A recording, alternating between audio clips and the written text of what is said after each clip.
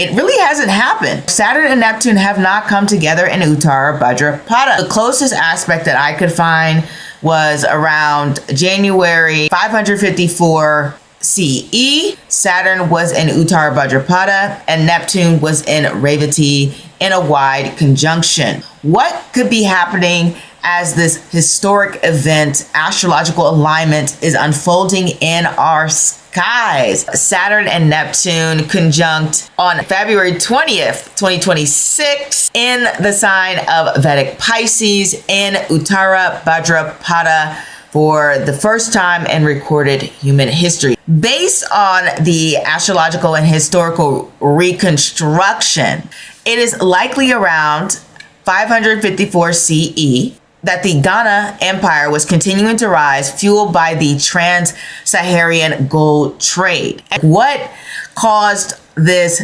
transformation? What led to these sudden changes of events? Well, actually, it's an interesting story. The 19-Gothic war between the Byzantine Empire and the Austro-Gothic Empire ended in 554 CE with the Byzantine victory. However, it was a lose-lose outcome. Though the empire had emerged the winner, they were so drained of their resources that they were unable to defend against future invaders. In the years following the war, the survivors were forced into crumbling, impoverished settlements with little access to food or clean water, all while suffering waves of the plague of Justinian, aka the First Great Plague, which started in 541 AD.